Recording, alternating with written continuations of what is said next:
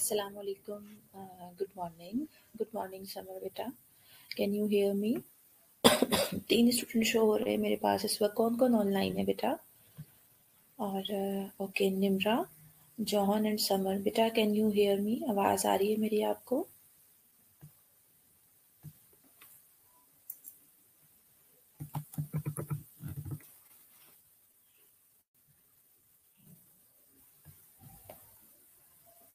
Okay, thank you. चलें, बाकी students को भी मैसेज दीजिए जल्दी जल्दी से ज्वाइन कर लें ताकि हम अपना लेक्चर स्टार्ट करें। कल आई थिंक लास्ट जो हम पढ़ रहे थे, मैंने सीएनएस के इन्फेक्शन स्टार्ट किए थे और एक इन्फेक्शन मैंने आपको पढ़ा दिया था। इंशाल्लाह जो हमारे कंटेंट में दो रिमेनिंग उसमें टॉपिक्स हैं वो अभी हम कंप्लीट कर लेते हैं। थोड़ा सा वेट कर लेती हूँ, 4 to 5 मिनट्स। सभी स्टूडेंट्स ज्वाइन कर ले तो फिर हम स्टार्ट करते हैं। और आवाज़ मेरी क्लियर है बेटा? और ऑडिबल है? ठीक है? कोई इशू तो नहीं है किसी किस्म का?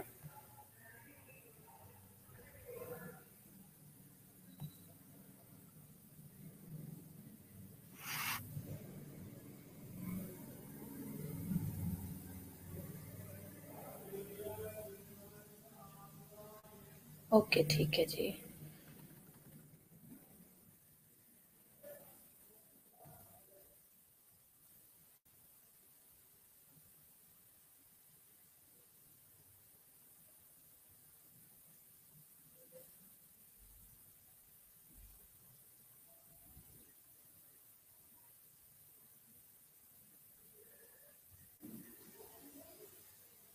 वालेकुम अस्सलाम खान सा बीबी।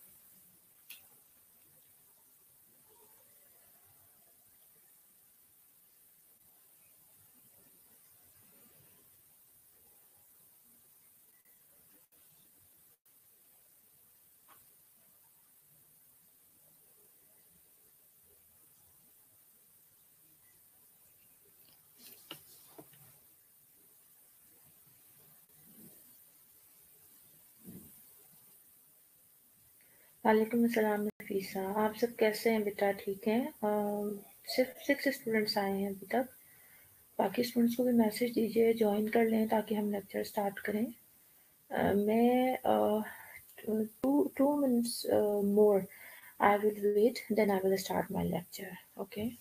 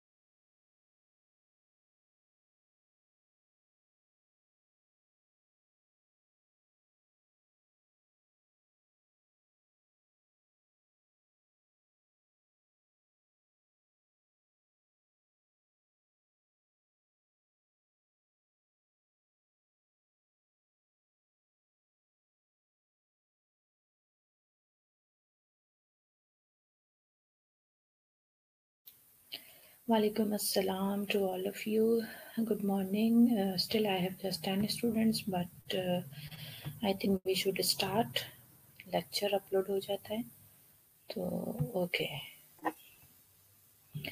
CNS के जो डिफरेंट इंट्रैक्शंस हैं वो कल आपको मैं एक पढ़ा चुकी हूँ। आज हम फर्दर जो है इसे कंटिन्यू करते हैं बेटा। एनकेफेलाइटिस सबसे पहले हम आज पढ़ लेते हैं। ऑब्जेक्टिव्स क्या होंगे? We will define encephalitis, brain abscess, then we will differentiate between the etiology, manifestation, and what are the diagnostic markers of encephalitis and brain abscess, and we will discuss the pharmacological and nursing management of a patient with the inflammation and infections of CNS. Encephalitis क्या है? नाम से हमें समझ आ रहा है कि this is basically inflammation of brain parenchyma. These are ये जो इसकी causes हैं, this is caused mainly by a variety of viruses, also occur in bacterial and other infections. Frequently there is concomitant यानी connected या associated meningitis. So the disease is usually meningoencephalitis, यानी इन patients में जो meningitis है वो भी side by side यानी already patient के अंदर उसकी जो meninges हैं, लेयर्स हैं, जो कल मैंने आपको meningitis बड़ी डिटेल में हमने पढ़ा था कि पेशेंट को meningitis होता है, एसोसिएटेड है इसके साथ। तो यूजुअली जो हमारे पास पेशेंट्स आते हैं उनको meningoencephalitis होता है। ठीक है जी। Prognosis depends on the cause and the extent of the inflammation. Obviously cause क्या है, वायरल है, क्या बैक्टीरियल है, किस चीज़ की वजह से है, उसके अकॉर्डिंगली कौन सी मेडिकेशन हमारे पास मौजूद है, क्या नहीं है। सो कॉजेस के ऊपर डिपेंड करता है इसका प्रोग्नोसिस कि आपका पेशेंट किस तरह से इन चीज़ों को लेके आगे जो है चलेगा और कितना एक्सटेंट है इन्फ्लामेशन का। जो इन्फ्लामेशन है उसने बेसिकली आपके ब्रेन का कितना हिस्सा इन्वॉल्व किया हुआ है। Severe inflammation with the destruction of nerve tissue may result in a seizure disorder, loss of specific sense and other permanent neurologic problem. ये वही इशू है कि अगर सिवियर इन्फ्लामेशन हो जाएगी, इतना ज़्यादा यानी इन्फ्लामेशन सिवियर हो जाएगी कि जो ब्रेन से निकलने वाली, आपको पता है जो नर्व्स हैं, बेसिकली नर्व टिश्यूज़ हैं, अगर वो डैमेज हो जाएंगे तो उसकी वजह से पेशेंट को और दूसरे प्रॉब्लम्स हो सकते हैं, जैसे सीजर डिसऑर्डर हो सकता है, कुछ स्पेसिफिक सेंसेस है। जाहिर है ब्रेन का जो हिस्सा आप सबको पता है कि पर्टिकुलर एरियाज जो है वो पर्टिकुलर फंक्शन परफॉर्म करते हैं, पर्टिकुलर एरियाज जो हैं वो पर्टिकुलर फंक्शंस के लिए रिस्पॉन्सिबल है। तो जो भी स्पेसिफिक एरिया उसके जो नर्व टिश्यूज है वो डिस्ट्रक्ट होंगे, डिस्ट्रॉय होंगे, तो पेशेंट को जो है उसी स्पेसिफिक एरिया के जो फंक्शंस होंगे वो डिस्ट्रॉय हो जाएंगे। जैसे अगर सेंस का कुछ फंक्शन है तो फिर हमारा पेशेंट जो स्पेसिफिक सेंसेस को लॉस कर देगा। इसके अलावा कुछ परमानेंट न्यूरोलॉजिकल प्रॉब्लम्स भी हो सकते हैं, इसलिए क्योंकि अगर नर्व सेल्स डैमेज ही हो जाएंगे, डिस्ट्रॉय हो, डैमेज हो, तो फिर भी रिवर्सिबल सिचुएशन हमारे पास मौजूद होती है। लेकिन अगर परमानेंट डिस्ट्रॉय हो जाता है कोई नर्व टिश्यू, जाहिर है नर्व्स, तो फिर उसके बाद वो जो हमारा लॉस होता है या न्यूरोलॉजिकल प्रॉब्लम होती है वो परमानेंट होती है।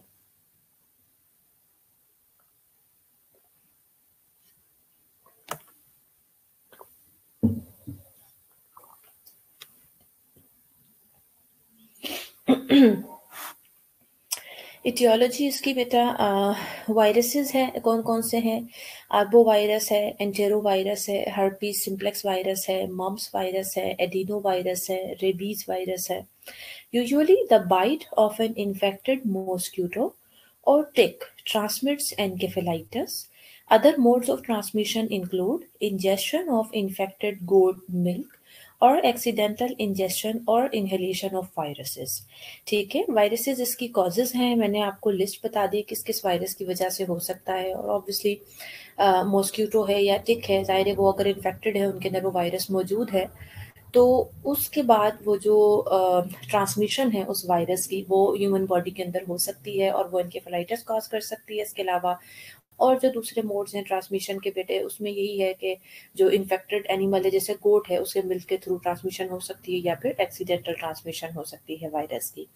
क्लिनिकल फीचर क्या है? पेशेंट किस तरह से प्रेजेंट करेगा? हाई ग्रेड फीवर होगा, पेशेंट को 102 से 105 डिग्री फ़ारेनहाइट तक हो सकता है, हेडेक है, नोजिया वॉमिटिंग है, स्टिफ नेक और बैक होगी, ऑल्टर्ड कॉन्शियसनेस होगी। इन सिवियर इलनेस फोकल साइंस यानी जो आपको मैंने सीजर्स पढ़ाए थे उसमें ये चीज़ समझाई थी कि फोकल का क्या मतलब है। तो एफेजिया, हेमीप्लेजिया, कोई स्पेसिफिक क्रेनियल नर्व पाल्सीज जो है वो आपके पेशेंट में नजर आएंगी, आपको सीजर्स हो सकते हैं, इवन आपका पेशेंट कोमा में जा सकता है। Patients may be agitated, while in meningitis, patients is usually calm, conscious, drowsy and non-agitated. Usually patient non-agitated होते हैं, यानी काम होते हैं, कॉन्शियस हर चीज़ के बारे में होते हैं, थोड़ा सा ड्राउजी होते हैं, यानी बहुत अलर्ट नहीं होते, but they might be agitated, mean थोड़े से रेस्टलेसनेस हो सकती है उनको, बहुत ज़्यादा मतलब बेचैनी होगी उनको, वो ऐसे सुकून से या काम नहीं बैठे हुए होंगे। इन्वेस्टिगेशंस करवाने की क्या क्या ज़रूरत है? सीबीसी काउंट देखा जाता है, कंप्लीट ब्लड काउंट करवाते हैं हम। इसके अलावा बेटा वायरल सीरोलॉजी, जो ब्लड है ज़ाहिर है उसके अंदर हम वायरसेस का काउंट देखेंगे, सीरोलॉजी करवाएंगे, सीएसएफ करवाया जाता है। इसी तरह से लंबर पंक्चर एलपी किया जाता है सीएसएफ को एग्जामिन करने के लिए, सीटी स्कैन है और इलेक्ट्रोइंकेफ्लोग्राम। मेडिकल मैनेजमेंट में एंटीवायरल ड्रग ही है बेटा, क्योंकि वायरस की वजह से हो रहा है, एसाइक्लोविर है जैसे। इसके अलावा स्टेरॉइड्स देना पड़ सकते हैं पेशेंट को। अगर सीजर्स हो रहे हैं तो एंटी कन्वल्सेंट मेडिकेशंस, ताकि जो उसका प्रॉब्लम है वो रिलीज हो सके, वो हम पेशेंट को देते हैं। इसके अलावा सेडेटिव्स देने की ज़रूरत पड़ सकती है अगर आपका पेशेंट बहुत ज़्यादा रेस्टलेस है या उसको कोई एजिटेटेड है, बहुत ज़्यादा प्रॉब्लम हो रही है, तो आप अपने पेशेंट को जो है वो सेडेटिव्स भी दे सकते हैं। नर्सेस की क्या रिस्पॉन्सिबिलिटी है इस सब में? न्यूरोलॉजिकल फंक्शन फ्रीक्वेंटली असेस करना है पेशेंट का, उसका जो ऑल्टर्ड लेवल ऑफ कॉन्शियस है, कॉन्शियस लेवल जो उसका चेंज हो रहा है उसको कंटिन्यूसली मॉनिटर करें, चेक करें। बाकी देखें पेशेंट के जो इंट्राक्रेनियल प्रेशर है वो रेज तो नहीं हो रहा, इस तरह की कोई साइन सिम्टम आपको नज़र आ रहे हैं उसके ऊपर नज़र रखना है। इसके अलावा क्रेनियल नर्व की इन्वॉल्वमेंट चेक करनी है कि कौन सी क्रेनियल नर्व की इन्वॉल्वमेंट है। ज़ाहिर है जो भी क्रेनियल नर्व इन्वॉल्व हुई होगी उसके आपको मैंने जब हम सीएनएस में स्टार्ट कर रहे थे और वैसे भी सीएनएस के हमने जो मल्टीपल टॉपिक्स पढ़े उसमें ये चीज़ें डिस्कस की हैं कि वो जो नर्व्स हैं हमारे पर्टिकुलर जो बॉडी के फंक्शंस हैं, चाहे वो सेंसरी फंक्शन है या मोटर फंक्शन है, उन्हें वो सारा रेगुलेट कर रही है। सो क्रेनियल नर्व की इन्वॉल्वमेंट भी हमें चेक करनी है। Maintain adequate fluid intake to prevent the dehydration but avoid fluid overload. वैसे तो बहुत सारी चीज़ें हैं, लेकिन ज़ाहिर है हाई ग्रेड फीवर पेशेंट को हो रहा है तो उसकी वजह से डिहाइड्रेशन के चांसेस बहुत ज़्यादा होते हैं। तो इसलिए पेशेंट को डिहाइड्रेशन से बचाने के लिए फ्लूइड इनटेक उसका अच्छा सा एडिक्वेटली उसे देना है, लेकिन जो फ्लूइड ओवरलोड है उससे आपने अवॉइड करना है पेशेंट को। Carefully position the patient to prevent joint stiffness and neck pain. Assist with the range of motion exercises. Comfort measures to reduce the headache. ज़ाहिर है पेशेंट को ब्रेन की इन्वॉल्वमेंट है, हेडेक और ये जो नेक स्टिफनेस और नेक पेन है ये बहुत ज़्यादा होता है। सो पेशेंट को हेडेक के लिए आपने क्या करना है, लाइट्स थोड़ी डिम कर दें। वैसे भी ब्राइट लाइट्स जो है वो अच्छी नहीं लगती है ऐसे पेशेंट्स को, मेनिंजाइटिस के भी पेशेंट को उनको भी अच्छी नहीं लगती। शोर वगैरह कम कीजिए और पेन के लिए उनको एनाल्जेसिक एजेंट्स आप एडमिनिस्टर कर सकते हैं। पेशेंट की जो न्यूट्रिशन है उसका ख़्याल रखें। फिर वही चीज़ आपको बताऊँगी कि वैसे और भी चीज़ें हैं, आपको पता है कि इम्यूनिटी के लिए अच्छी न्यूट्रिशन का होना ज़रूरी है। तो पेशेंट को कोई भी डिज़ीज़ है, चाहे वो वायरल है या जो भी प्रॉब्लम है, सो उसमें न्यूट्रिशन अच्छी होना बहुत ज़रूरी है। और इसके साथ-साथ फ़ीवर की वजह से भी पेशेंट को इम्यूनिटी भी बढ़ाने की ज़रूरत है और वीकनेस भी बहुत ज़्यादा हो जाती है, इसलिए उसकी अच्छी न्यूट्रिशन का आपने ख़्याल रखना है। स्मॉल फ्रीक्वेंट मील्स दें उसे ताकि वो अच्छे से डाइजेस्ट कर सके। और बाकी पेशेंट को इमोशनल सपोर्ट प्रोवाइड करनी है और रीअश्योरेंस बहुत ज़्यादा ज़रूरी होती है। नेक्स्ट हमारा टॉपिक है ब्रेन एब्सेस का। इनकेफेलाइटिस से रिलेटेड किसी स्टूडेंट का कोई क्वेश्चन है बेटा तो पूछ लीजिए, या अगर क्लियर हो गया है इनकेफेलाइटिस तो भी मुझे बताइए, फिर हम आगे मूव करें। जी बेटा, क्वेश्चन है कोई किसी स्टूडेंट का, और कितनी बुरी बात है। I have just 11 students, second year के स्टूडेंट्स, फिर भी ऑनलाइन लेक्चर्स में मेरे पास अच्छी खासी स्टूडेंट्स की क्वांटिटी हुआ करती थी, अच्छी खासी स्ट्रेंथ होती थी स्टूडेंट्स की। आप लोग इतने सारे स्टूडेंट्स हैं, ऑलमोस्ट 40 स्टूडेंट्स हैं, और उसमें से देखें सिर्फ 10-11 स्टूडेंट्स ऑनलाइन हो तो कितनी बुरी बात है। हम किसके लिए यहाँ बैठे हैं और किसको पढ़ा रहे हैं यहाँ। चलो 2 मिनट, 3 मिनट, 5 मिनट का टाइम होता है बेटा, ठीक है, स्टूडेंट आ रहे हैं, लेकिन अभी तकरीबन 15 मिनट गुज़र चुके हैं मुझे पढ़ाते हुए भी, और अभी मेरे पास सिर्फ़ 10 स्टूडेंट्स हैं। फिर जब आप कॉलेज में आते हैं, फिर आपकी ये कंप्लेंट्स होती हैं कि मैम हमें तो ऑनलाइन कुछ समझ नहीं आया। तो ये आप बहुत क्लियर सुन लें और अपने क्लास फेलोज़ को भी कम्युनिकेट करें कि माइट भी आपके जब कॉलेजेस ओपन हो तो आपके एग्ज़ाम्स ही स्टार्ट होंगे, और उसके बाद आपके एनुअल एग्ज़ाम जो यूएचएस के हैं उसकी भी डेट शीट आ जाएगी मीनवाइल, बहुत जल्दी। तो कोई ऐसा टाइम नहीं होगा हमारे पास कि आपको, और ऑब्वियसली जब पूरा कोर्स आपको कंप्लीट करवा दिया गया है ऑलमोस्ट सब टीचर्स ने, तो मैं फिर से जो है कोई भी टीचर आपको वहाँ आप ये सोचिए कि बिल्कुल फ्रॉम द वेरी बिगिनिंग पढ़ाएँगे, ऐसा कुछ भी नहीं होगा। आप जो नहीं भी पढ़ रहे हैं, आप प्लीज़ मेरी तरफ से ज़रूर, जेनिफर स्पेशली आप ज़रूर एक मैसेज कम्युनिकेट करें तमाम स्टूडेंट्स को कि ऑनलाइन क्लास लिया करें, क्योंकि जब आप कॉलेज आएँगे तो मोस्ट प्रोबेबली आपके बहुत जल्दी आपके एग्ज़ाम कॉलेज के भी और प्लस आपकी यूनिवर्सिटी के भी बहुत जल्दी एग्ज़ाम स्टार्ट हो जाएँगे। सो आपके पास इतना टाइम नहीं होगा जो ये आप अभी ऑनलाइन क्लासेस को इतना लाइट लेकर और अपना टाइम वेस्ट कर रहे हैं। ये आप सिर्फ़ अपना नुकसान कर रहे हैं। आप जेनिफर मेरी तरफ से ज़रूर मैसेज दीजिएगा स्टूडेंट्स को। ओके, ब्रेन एब्सेस है हमारा जो नेक्स्ट टॉपिक है, और सब स्टूडेंट्स को हर क्लास में बताती हूँ, फिर बता रही हूँ, जो भी चीज़ें मैं आपको पढ़ा रही हूँ आप सबके पास ब्रूनर की बुक मौजूद है। हर टॉपिक कुछ नहीं कर सकते, मैंने पढ़ा दिया, आप उसको एक मरतबा बुक खोल के उस टॉपिक को रीड ज़रूर किया करें, कंप्लीट रीड किया करें उस बुक के अंदर से, ठीक है? Okay, brain abscess. A brain abscess is a collection of infectious material within the tissue of the brain. A complication encountered increasingly in patients whose immune system have been suppressed either through therapy or disease. अच्छा, brain abscess क्या है? Brain abscess आपने वैसे भी generally जो नाम सुना ही होता है, ये उसी तरह की चीज़ है। बस ब्रेन टिश्यूज के अंदर जब इन्फेक्शियस मटेरियल एक जगह पे अक्यूमुलेट हो जाते हैं, एक कैविटी बना देते हैं, उसे ही हम एब्सेस कहते हैं। सम टाइम फिर उसके अंदर पस फॉर्मेशन भी हो जाती है। क्यों? क्योंकि ज़ाहिर है वो इन्फेक्शियस मटेरियल एक जगह पे जमा हो जाते हैं, तो वो फिर वहाँ पस भी जो है उसके साथ बन जाती है, एक्यूमुलेट हो जाती है। और ये जो ब्रेन एब्सेस है, ये यूजुअली कैसे पेशेंट्स में हमें नज़र आता है? ये उन पेशेंट्स में हमें डेवलप हुए नज़र आते हैं जिनका इम्यून सिस्टम जो है वो किसी भी वजह से कॉम्प्रोमाइज़ था। जिनकी जो इम्यूनिटी का प्रॉब्लम है वो उन्हें किसी किसी भी वजह से, यानी वो कोई उनकी डिजीजेस हो सकती है बेटा, जैसे कुछ लोग ऑटो इम्यून डिसऑर्डर वाले पेशेंट्स होते हैं, उनको इम्यूनोसुप्रेशन थेरेपी पे रखा जाता है। तो ऑब्वियसली जब हम उन्हें इम्यूनोसुप्रेशन थेरेपी देते हैं तो उसकी वजह से उनका इम्यून सिस्टम सुप्रेस हो जाता है। या फिर कुछ डिजीजेस होती हैं जैसे कैंसर पेशेंट्स हो गए, एड्स के पेशेंट हो गए, इनकी इम्यूनिटी लो होती है। इसी तरह से बहुत ज़्यादा ओल्डर एज के लोग हो गए, तो किसी भी वजह से, अगर किसी डिजीज या थेरेपी की वजह से, एज की वजह से अगर आपकी इम्यूनिटी लो होगी किसी भी शख्स की, तो उसमें चांसेस होते हैं कि उसे ब्रेन एब्सेस डेवलप हो जाए। ओके।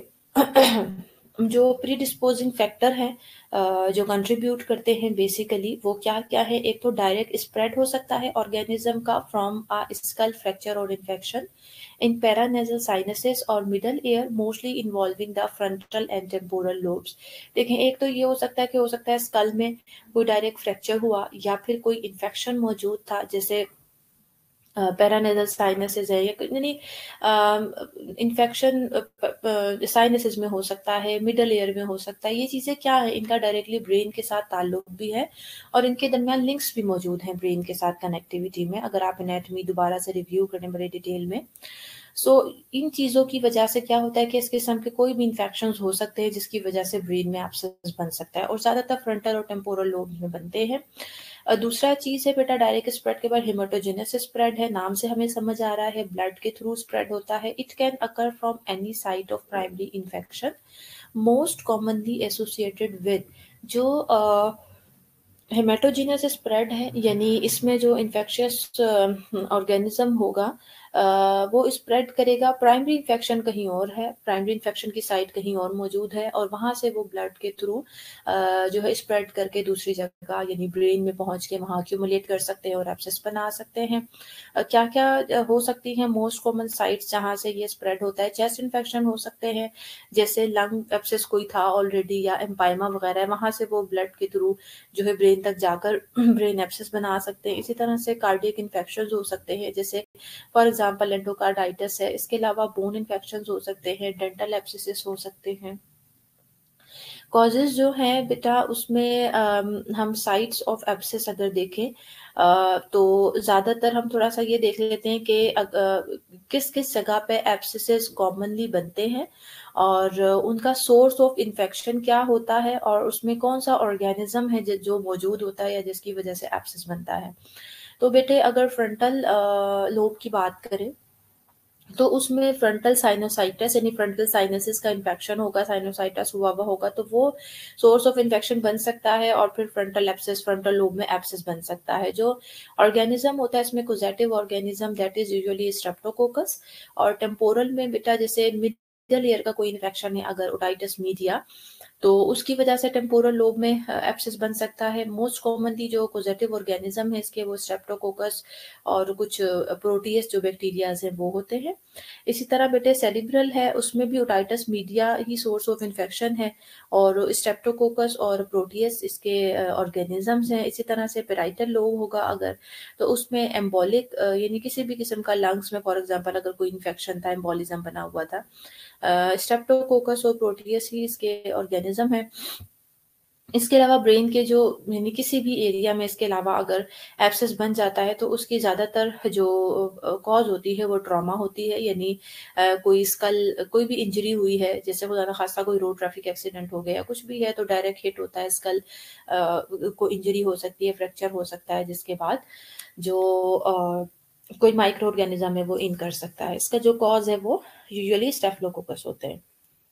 क्लिनिकल फीचर्स क्या होंगी पेशेंट किस तरह से आपके सामने प्रेजेंट करेगा अगर फ्रंटल लोब के एब्सेस होंगे तो हेमीपारेसिस होगा एफेजिया एक्सप्रेसिव होगा सीजर्स होंगे पेशेंट को और फ्रंटल एरिया में ये जो सामने बिल्कुल हमारे माथा होता है फोरहेड होता है इसमें जो है पेशेंट को इस जगह पे वो कहेगा कि मुझे हेडेक हो रहा है। इसी तरह से टेम्पोरल लोब में अगर होंगे बेटा एब्सेस फॉर्मेशन तो लोकलाइज्ड हेडेक होगा चेंज इन विजन हो सकती है फेशियल वीकनेस हो सकती है एफेजिया हो सकता है और इसके अलावा अगर सेरिबुलर एब्सेस बनता है ठीक है आपने एनाटॉमी पढ़ी हुई है ब्रेन की अगर सेरिबेलम के एरिया में आपके पेशेंट को एब्सेस होगा तो ऑक्सीपिटल हेडेक हो सकता है ऑक्सीपिट के एरिया में उसको हेडेक फील होगा एटेक्सिया होगा यानी उसकी जो मूवमेंट्स है वो कोऑर्डिनेटेड नहीं होंगी वो अपनी मूवमेंट्स को एक दूसरे के साथ कोऑर्डिनेट नहीं कर सकेगा ठीक है जी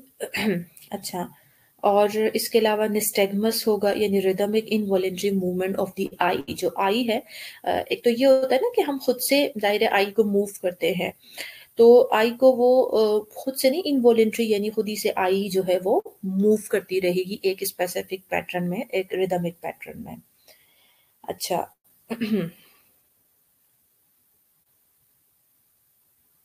बाकी एफेसिया जो है बेसिकली कम्युनिकेशन एफेसिया में ये होता है कि पेशेंट बेसिकली कम्युनिकेट नहीं कर पाता ठीक है ठीक तरीके से बात नहीं कर पाता इन्वेस्टिगेशन वही है सीबीसी करवाते हैं दायरा इन्फेक्शन है तो ल्यूकोसाइटोसिस होगा ईएसआर रेस्ट आएगा पेशेंट का लंबर पंक्चर करवाया जाता है ठीक है और ये लंबर पंक्चर जो है वो कॉन्ट्राइंडिकेटेड इस केस में क्यों है क्योंकि जो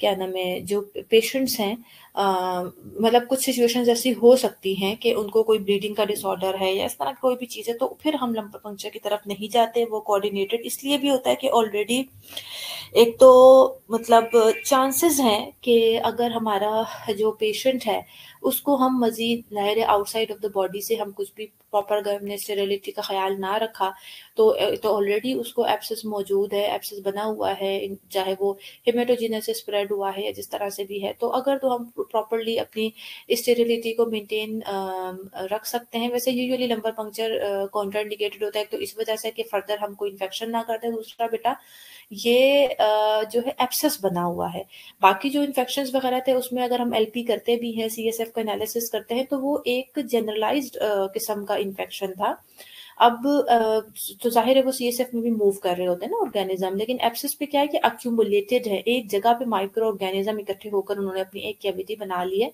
तो ऑब्वियसली वो आपको सीएसएफ के अंदर नहीं मिलेंगे बाकी ब्रेन का सीटी स्कैन करवा लेते हैं देखने के लिए कि किस स्पेसिफिक एरिया में एब्सेस मौजूद है कितना बड़ा एब्सेस है जो मेडिकल मैनेजमेंट है, ऑब्वियसली एंटीबायोटिक देनी होती है पेशेंट को, वो फिर ऑब्वियसली डॉक्टर आपका डिसाइड करेगा। पेनिसिलिन दी जाती हैं, क्लोरामफेनिकोल है, फ्लैजिल है, इसके अलावा स्टेरॉइड्स देनी पड़ती हैं, और सर्जिकल इंसिजन और एस्पायरेशन, क्योंकि एब्सेस बना हुआ है तो उसे सर्जिकली इंसाइज करके एस्पायरेट कर लिया जाता है। नर्सेस की क्या रिस्पॉन्सिबिलिटीज़ हैं? Ongoing assessment of the neurologic status, monitor करें पेशेंट का fluid intake and output carefully, because fluid overload can contribute to cerebral edema.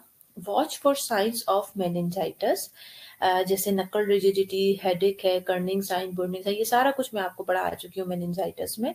साथ साथ ये भी देखना है कि मेनिंजाइटिस के साइन भी चेक करने हैं, जिससे हमें ये पता लगेगा कि हमारे पेशेंट को साथ में जो है वो मेनिंजाइटिस भी तो नहीं है। और पेशेंट का रिस्पॉन्स ज़रूर चेक करें। नर्स की रिस्पॉन्सिबिलिटी है, जो ट्रीटमेंट हम उसे दे रहे हैं अपने पेशेंट को, पेशेंट उस पर कितना रिस्पॉन्स कर रहा है, उसे हमने चेक करना है। After surgery continuous frequent neurological assessment, vital sign and intake output, जैसे मैंने आपको बताया कि एब्सेस को सर्जिकली हम ड्रेन करते हैं, तो उस सिचुएशन में सर्जरी के बाद आपने फ्रीक्वेंटली अपने पेशेंट का न्यूरोलॉजिकल स्टेटस चेक करना है, उसके vital signs, intake output check करना है, to promote drainage and prevent reaccumulation of abscess, position the patient on opposite side. ठीक है। फिर इस चीज़ का भी ख्याल रखना है कि ज़ाहिर है हमने जो ड्रेनेज जो एब्सेस को ड्रेन किया है उसको दोबारा वो पास रीअक्यूमुलेट ना हो, इन सारी चीज़ों का भी हमने ख्याल रखना है। ओके, ये ब्रेन एब्सेस हमने पढ़ा, इनकेफेलाइटिस पढ़ा, मेनिंजाइटिस कल आपको पढ़ाया था, ब्रेन इन्फेक्शंस। इससे रिलेटेड किसी स्टूडेंट का कोई क्वेश्चन है तो पूछ लीजिए, अदरवाइज फिर मैं आगे, टाइम अभी है हमारे पास, मैं मीनवाइल नेक्स्ट कोई टॉपिक अपलोड करके आपको पढ़ाती हूँ सीएनएस का। कोई क्वेश्चन है बेटा तो आप पूछ लें।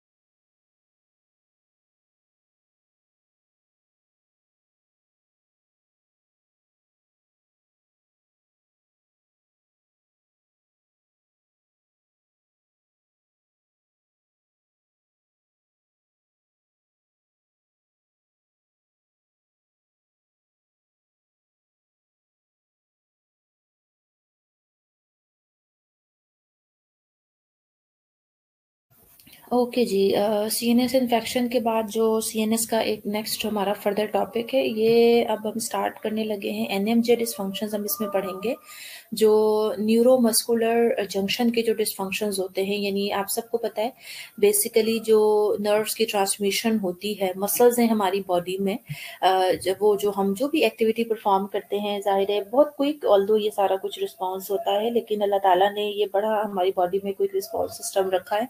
बट इट्स ट्रू कि इसी के थ्रू सारी चीज़ें हो रही होती हैं। हम कोई फंक्शन, कोई भी अपनी हैंड मूवमेंट करना चाहते हैं या कुछ भी है, मसल्स की मूवमेंट होती है, तो वो फ़ौरन फ़ौरन से सिग्नल जो है हमारे ब्रेन तक तक पहुंचते हैं सेंसरी न्यूरॉन्स के जरिए, और फिर वहां से जो मैसेज होता है मोटर न्यूरॉन्स के जरिए हमारे मसल्स तक पहुंचता है। तो इसमें बेसिकली न्यूरॉन्स का या नर्व्स का मसल्स के साथ जो एक जंक्शन होता है, जो ताल्लुक होता है, जो कनेक्टिविटी होती है, उसमें अगर किसी किस्म की प्रॉब्लम्स हो जाए तो उसकी वजह से भी कुछ डिसऑर्डर्स या डिजीजेस होती है जो आपके सीएनएस के कंटेंट का हिस्सा है। उसे हम अभी जो है कुछ थोड़ा सा टाइम है हमारे पास, जितना हम पढ़ सके हम पढ़ लेते हैं, फिर इंशाल्लाह आपको मैंने 2-3 दिन पहले ही अनाउंस कर दिया था, कल आपके नर्सिंग एथिक्स का जो लेक्चर है वो एसडीएल होगा, तो इंशाल्लाह फिर मंडे को हम इसे कंटिन्यू करेंगे। ओके,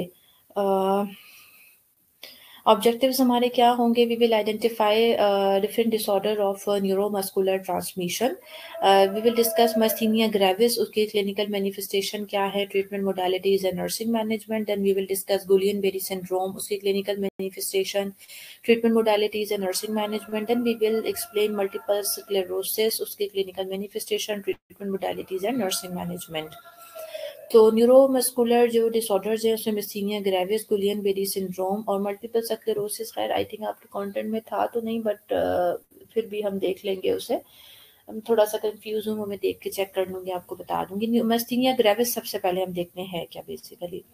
न्यूरोमस्कुलर डिसऑर्डर है which is characterized by a disturbance in the transmission of impulses from nerves to the muscle cells at the neuromuscular junction leading to descending muscle weakness। Basically जो ये एक neuromuscular disorder है, characterised bye क्या हो रहा है basically इसमें, कि जो इम्पल्सिस की ट्रांसमिशन है, यानी नर्व से मसल सेल तक जाने के लिए जिसके बाद फिर एक्टिविटी परफॉर्म होगी, वो ट्रांसमिशन बेसिकली डिस्टर्ब हो जाती है। किस लेवल के ऊपर? न्यूरोमस्कुलर जंक्शन के ऊपर। And then it will lead to descending muscle weakness, often associated with the autoimmune conditions such as thymoma or persistent thymus hyperplasia, in which patients develop antibodies against acetylcholine receptors। अब ये आपको अगर याद हो तो आपने जब सीएनएस के एनाटॉमी एंड फिजियो, स्पेशली जो फिजियोलॉजी आपने पढ़ी होगी, तो उसमें सारा ये जो पूरा एक कंडक्शन सिस्टम होता है, एसिटाइलकोलिन रिसेप्टर्स होते हैं, उसके साथ आके बाइंडिंग होती है, उनका क्या रोल है, ये सब आप पढ़ चुके हैं। अगर आपको नहीं याद तो आप अपनी फिजियोलॉजी दोबारा से सीएनएस की जो है एक बार बुक्स खोल के उसे आप रिव्यू करेंगे, और फिर उसके बाद आप ये जो मैं टॉपिक आपको पढ़ा रही हूँ आप इसे पढ़ेंगे। फिर भी कोई क्वेरी हो आपकी, आपको कोई चीज समझना है तो आप मुझसे पूछ लीजिएगा। बेसिकली होता ये कि जो एसिटाइलकोलिन रिसेप्टर्स हैं, ये एक ऑटोमेटिसिटी की वजह से है, ऑटो इम्यून कंडीशन है बेसिकली, कि हमारी अपनी ही जो बॉडी है वो एसिटाइलकोलिन के जो रिसेप्टर्स हैं उनके अगेंस्ट कुछ एंटीबॉडीज डेवलप कर देती हैं। ठीक है, जो हमारी एसिटाइलकोलिन्स हैं के जो रिसेप्टर्स है, जब वो उनके अगेंस्ट एंटीबॉडीज डेवलप कर देंगी तो ऑब्वियसली वो रिसेप्टर्स तो हमारे फिर डिस्ट्रॉय होना शुरू हो जाएंगे ना। So it is also associated with other auto immune disorder, कुछ और भी ऑटो इम्यून डिसऑर्डर हो सकते हैं, जैसे कुछ पेशेंट्स को रोमाटाइड आर्थराइटिस होता है, थायराइडाइटिस होता है, ऐसी सिचुएशंस में भी, यानी बेसिकली ऑटो इम्यून डिसऑर्डर्स जो हैं इन सिचुएशन में हमें ये चीजें नजर आती हैं पेशेंट्स में। Women in their 20s and 30s and man over the age of 60, यानी इन एजेस में खवातीन में 20 से 30 साल की उम्र के बाद और मर्दों में 60 इयर्स की एज के बाद हमें ये प्रॉब्लम्स, ये डिजीज नजर आ सकती है।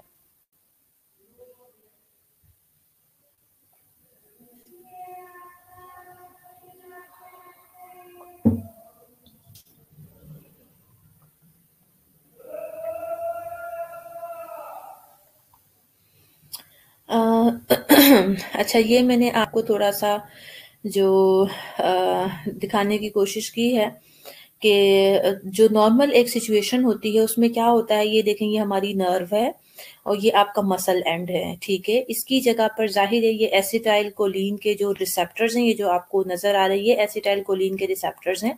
एसिटाइल कोलिन आके इनके साथ बाइंड होता है, इन दोनों के दरमियान, जाहिर नर्व और मसल्स के दरमियान जब रिसेप्टर्स मौजूद है उसके साथ एसिटाइल कोलिन आके बाइंड हो जाएगा, तो क्या होता है, एक जंक्शन बन जाता है इन दोनों के दरमियान, जिसकी वजह से मसल की मूवमेंट, जो नर्व जो भी मैसेज लेके आया था उसके अकॉर्डिंगली आपके मसल की मोटर मूवमेंट हो जाती है। अब जो दूसरी सिचुएशन है जो मैं आपको भी डिजीज की बता रही थी, उसमें देखिए आपके सामने नर्व मौजूद है, उसके नीचे आपको पता है मसल सेल मौजूद है, इसके दरमियान अगर आपको ये वाई शेप की जो चीजें हैं, आप सबको पता है ये एंटीबॉडीज की जो इंडिकेशन होती है। सो इसके अगेंस्ट जब आपकी अपने ही रिसेप्टर्स के अगेंस्ट एंटीबॉडीज बन जाती हैं, तो वो जो एसिटाइल कोलिन के लिए स्पेस मौजूद होता है ना बेटा, जहां आके उसने मसल फाइबर्स के साथ या मस्कुलर एंड के साथ जुड़ना होता है, उन स्पेसेस के ऊपर तो जो एंटीबॉडीज है, ऑटो एंटीबॉडीज हैं एसिटाइल कोलिन रिसेप्टर के अगेंस्ट, वो आके जुड़ जाती हैं। तो अब एसिटाइल कोलिन के लिए बाइंडिंग के लिए कोई जगह बाकी नहीं रहती। जब वो आके तो इस तरह से एसिटाइल कोलिन रिसेप्टर्स के साथ बाइंड नहीं हो पाती, और उसकी ही वजह से जो मसल्स की एक्टिवेशन है वो इनहिबिट हो जाती है। और यही चीज नीचे वर्डिंग में लिखी हुई है, a patient with myasthenia gravis produces auto antibodies to the acetyl choline receptors on the motor end plates of muscles. Binding of acetylcholine is blocked and muscle activation is inhibited. The autoantibodies also induce complement-mediated degradation of the acetylcholine receptors, resulting in progressive weakness of the skeletal muscles.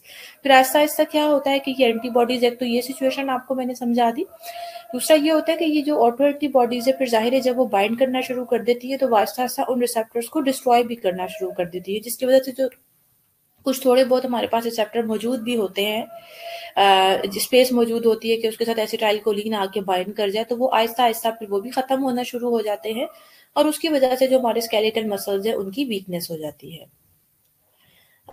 Clinical manifestation क्या है, आपका patient किस तरह से present करेगा? Symptoms fluctuating weakness होगी, यानी जो बेसिकली मसल्स की वीकनेस है वो फ्लक्चुएट करती रहेगी, कम या ज्यादा हो सकती है। और एग्जैसरबेशन बाय एक्सर्शन, यानी अगर ज्यादा कुछ काम वाम कर थोड़ा सा कर लेंगे, जाहिर है वो मस्कुलर उनके वो वाले मसल्स नहीं ना रहे, उनको वो मस्कुलर एक्टिविटी करने के लिए स्पेस नहीं मिल रही, तो वो इसलिए ज्यादा जल्दी थक जाते हैं, उन्हें रेस्ट की जरूरत पड़ती है। Atrophy, no atrophy, reflex abnormality और सेंसरी लॉस। ऐसा नहीं होता कि फिजिकली आपको बहुत ज्यादा एट्रोफी दिखे कि मसल्स एट्रोफाइड हो गए हैं, खत्म हो गए, ऐसा नहीं होता। बेसिकली रिफ्लेक्सेस की एबनॉर्मेलिटी हो जाती है, यानी मूवमेंट नहीं कर पाते, कोई रिफ्लेक्स एक्शन नहीं कर पाते, और फिर आहिस्ता आहिस्ता सेंसरी लॉस भी होना शुरू हो जाता है, यानी जाहिर है जब रिसेप्टर्स खत्म होना शुरू हो जाएंगे तो फिर वो सेंस भी नहीं कर पाते। इसके अलावा ऑकुलर फॉर्म, यानी जाहिर है अब मसल्स हैं, वॉलेंट्री मूवमेंट जहाँ जहाँ पे भी इन्वॉल्व है पूरी बॉडी में है ऑब्वियसली। तो अगर हम थोड़ा सा स्पेसिफिकली भी चीज़ों को बताना शुरू करें, आईज में भी आपको पता है मसल्स मौजूद हैं, वहाँ पे भी पूरा न्यूरोमस्कुलर जंक्शन बनता है, मोटर एंड प्लेट होती है जिसके अकॉर्डिंगली मूवमेंट होती है।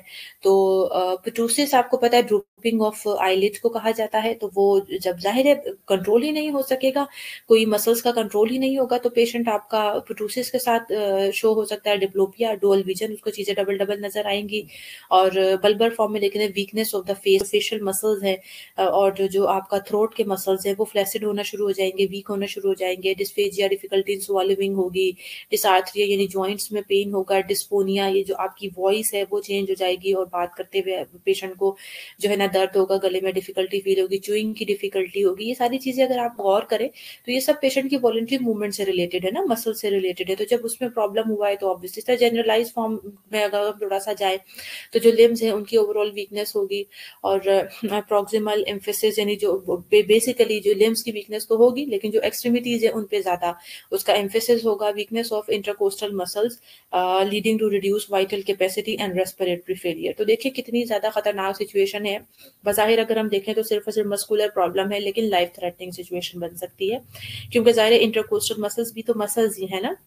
जब वो रिसेप्टर्स आहिस्ता आहिस्ता खत्म होना शुरू हो जाएंगे तो फिर आपका जो लंग्स है वो भी इंटरकोस्टल मसल्स की ही वजह से तो उनकी कैपेसिटी बढ़ती है ना लंग्स की, और वो in in and out of the air जो मूवमेंट वो पॉसिबल होती है। सो अल्टीमेटली वाइटल कैपेसिटी कम होते होते फिर पेशेंट आपका रेस्पिरेटरी फेलियर की तरफ जा सकता है।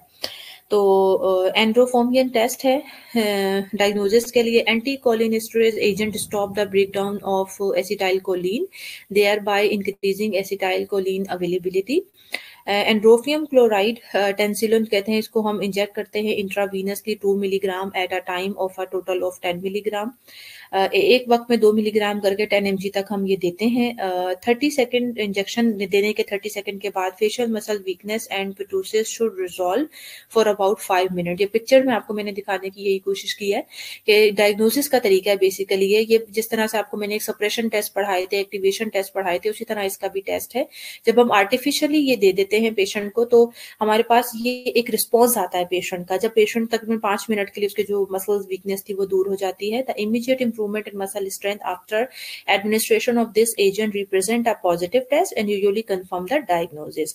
Atropine 0.4 milligram should be available to control the side effect of एंड्रोफियम which include bradycardia, sweating and cramping। अगर पेशेंट को ये इंजेक्शन लगाने की वजह से ये इस किस्म की प्रॉब्लम्स आ सकती हैं तो इसलिए आपके पास इमरजेंसी में वो साइट पे मौजूद होना चाहिए कि अगर हमें लगाना पड़े तो हम अपने पेशेंट को एट्रोपिन 0.4 mg दे दें। मगर ये जो एंड्रोफोनियम टेस्ट है ये इसकी डायग्नोसिस के लिए यूज किया जाता है। Treatment modalities anti cholinesterase medications दी जाती हैं, कोलिनिस्टरेज इनहिबिटर्स दिए जाते हैं, वो सिम्प्टोमेटिक ट्रीटमेंट पेशेंट को देते हैं। और इसके अलावा मेस्टिनोन है, प्रोस्टिगिम है, ये बेसिकली कोलिनिस्टरेज इनहिबिटर्स हैं क्योंकि एसिटाइल कोलिन को ज़ाहिर बाइंडिंग की प्रॉब्लम हो रही है तो ये कोलिनिस्टरेज इनहिबिटर्स क्या करेंगे उन एंटीबॉडीज़ को कुछ जो है डिस्ट्रॉय करने की कोशिश करेंगे। बाकी इम्यूनोसप्रेशन क्यों ली जाती है बेटा, साइटोटॉक्सिक ड्रग और कॉर्टिकोस्टेरॉइड इनका काम फिर ये होता है कि हमारी एंटीबॉडीज किस वजह से बनती है, हमारे इम्यून सिस्टम की वजह से बन रही है ना। तो जब हम इम्यूनोसप्रेशन दे देंगे, इम्यूनिटी को सुप्रेस करने वाली मेडिसिन दे देंगे तो वो एंटीबॉडीज बनना खत्म हो जाएंगी जो आके हमारे जो मोटर एंड प्लेट है उस पे स्पेस को सारा ऑक्यूपाई कर रही थी। तो उसके लिए हम स्टेरॉइड और साइटोटॉक्सिक ड्रग दे देते हैं। बाकी प्लाज्मा फिरेसिस है वो करना पड़ सकता है और थाइमेक्टमी जो शुरू में आपको बताया था कि बेसिकली वो ऑटो इम्यूनिटी प्रोड्यूस कर रहा है तो हम उसको थाइमेक्टमी कर सकते हैं। ये एक हमारे पास सोल्यूशन हो सकता है। ओके, माइस्थेनिक क्राइसिस चलें। माइस्थेनिक क्राइसिस क्या होता है basically? Myasthenic crisis is an exacerbation of the disease process characterized by severe generalized muscle weakness and respiratory and bulbar weakness that may result in respiratory failure। जो भी ये क्राइसिस वर्ड से आपको समझ आ रहा होगा, मैंने मस्कुलोस्केलेटल सिस्टम में भी इस तरह की चीजें आपको एंडोक्राइन में भी पढ़ा चुकी हूँ। माइस्थेनिया ग्रेविस जो हमने डिजीज पढ़ी उसकी वजह से अगर जो एक सिवियर सिचुएशन या कंडीशन में पेशेंट जा सकता है उसे हम माइस्थेनिया क्राइसिस कहते हैं। यानी उस जगह पे कि जब जनरलाइज पूरी बॉडी के मसल्स वीक हो जाते हैं, बल्बर वीकनेस हो जाती है और स्पेशली जो हमारे रेस्पिरेटरी मसल्स हैं, जो इंटरकोस्टल मसल्स हैं, उनके फेलियर की वजह से पेशेंट को रेस्पिरेटरी फेलियर हो सकता है। सो क्राइसिस में रिजल्ट फ्रॉम डिजीज एक्सासर्बेशन और अ स्पेसिफिक प्रेसिपिटेटिंग इवेंट। दोनों वजह से हो सकता है, या तो ये रीजन हो सकता है माइस्थेनिया क्राइसिस में जाने का कि पेशेंट की डिजीज बहुत ज्यादा प्रोग्रेस कर गई है, एक्सासर्बेट कर गई है, या फिर कोई लाइफ में कभी इमोशनल कोई ऐसा एक स्पेसिफिक टाइम पे जो है सिचुएशन आ जाती है जिसकी वजह से एक्सासर्बेट कर सकता है प्रेसिपिटेटिंग पॉइंट में। ठीक है, okay. The most common precipitator जो हो सकते हैं इस इन्फेक्शन के अदर्स इंक्लूड मेडिकेशन कोई चेंज हुई हो सकता है, कोई सर्जरी हुई, प्रेगनेंसी हो सकती है, इन्वायरमेंट का टेम्परेचर बहुत ज्यादा हाई हो गया, तो ये वो सारे प्रेसिपिटेटिंग फैक्टर हैं जो पेशेंट को माइस्थेनिया ग्रेविस के पेशेंट को माइस्थेनिया क्राइसिस की तरफ लेकर जा सकते हैं। If myasthenia crisis is diagnosed तो हमने आपको पहले बताया निस्टिगमाइन मिथाइल सल्फेट एडमिनिस्टर किया जाता है इंट्रामस्कुलरली और intravenously until the patient is able to swallow oral anti cholinesterase, तब तक उसको आईवी पर रखते हैं हम। ठीक है, नर्स की क्या रिस्पॉन्सिबिलिटी है? जाहिर है सबसे पहले तो यही कि रेस्पिरेटरी फेलियर की तरफ जा रहा है तो पेशेंट का एयरवे पेटेंट मेंटेन रखे, एडिक्वेट वेंटिलेशन को इंश्योर करे, वाइटल साइंस मॉनिटर करे, इनटेक आउटपुट रिकॉर्ड करे, पेशेंट के मसल्स की जो स्ट्रेंथ है उसको according to the grading scale उसको मेजर भी करे और डॉक्यूमेंट भी करे, एडमिनिस्टर करे medication as ordered by the physician and monitor for the side effects of the medication, educate the patient regarding energy conservation strategies to prevent with ocular symptoms. यानी उसको बताए किस तरीके से वो अपनी मसल स्ट्रेंथ को जो है मतलब अननेसेसरी कोई ऐसा थका देने वाले कामों से उसको मना करे। Soft diet in maintain posture is advised, gastrostomy feeding में भी necessary in some patient to ensure adequate nutrition, assist in plasmapheresis अगर करना पड़ रहा है या सर्जिकल प्रोसीजर में असिस्टेंस करे, और फर्दर जो भी प्रोसीजर हमें करना पड़ रहा है तो हम देखेंगे कि अपने पेशेंट को किस तरह से हम फर्दर किसी भी कॉम्प्लिकेशन से बचा सकते हैं। ओके, यहाँ तक किसी स्टूडेंट का कोई क्वेश्चन है तो पूछ लें, सारा आपकी बात का जवाब मैं देती हूँ और अटेंडेंस मार्क करवा लें।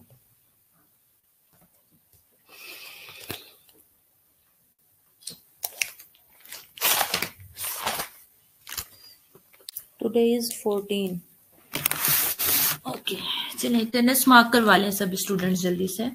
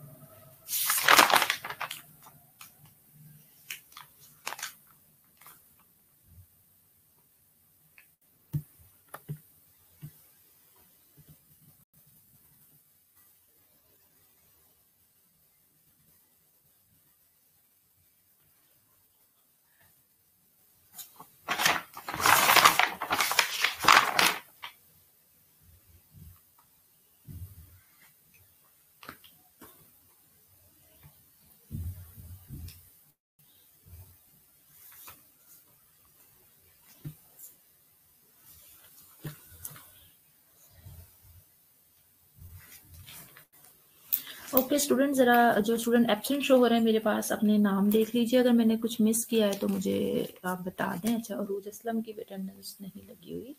अरूज असलम और कौन है?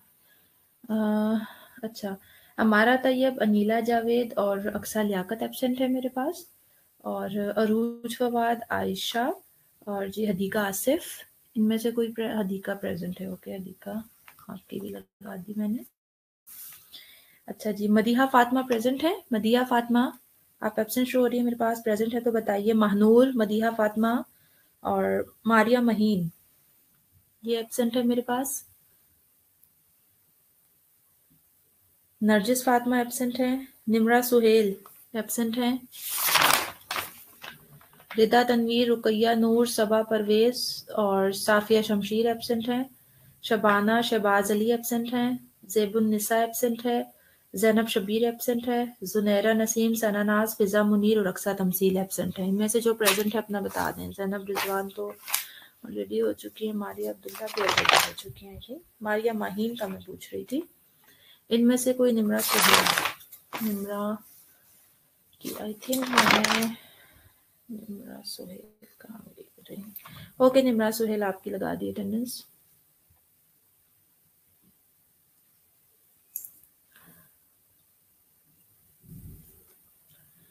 मदीहा, ओके मदीहा फातिमा आपकी भी लग गई है। और कौन है मिसिंग? नरजिस फातिमा, नरजिस जी, नरजिस आपकी भी प्रेजेंट हो गई है। अच्छा सारा बेटा, आपका क्वेश्चन जरा चैट में आगे पीछे हो गया, आप मुझे व्हाट्सएप पे अपना मैसेज सेंड कर दो, ग्रुप में या पर्सनली, मैं आपको रिप्लाई कर देती हूँ, ठीक है? क्योंकि अभी नेक्स्ट टीचर का टाइम हो रहा है, इसलिए आप मुझे अपना जो क्वेश्चन है व्हाट्सएप पे सेंड कर दो, मैं भी आपको रिप्लाई करती हूँ। ओके जी, 1 2 3 4 5 6 7 8 9 10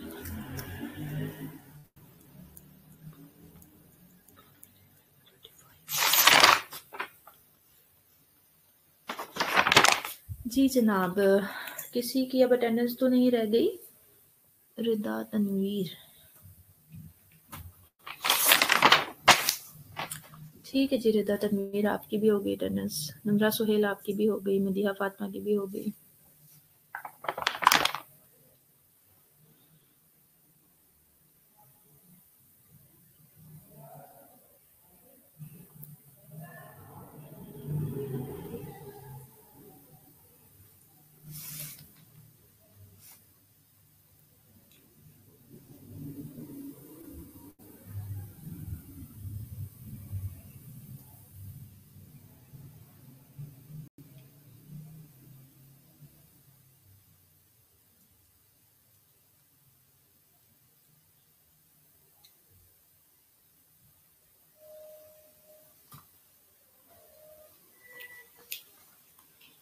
और किसी स्टूडेंट का कोई क्वेश्चन है बेटा?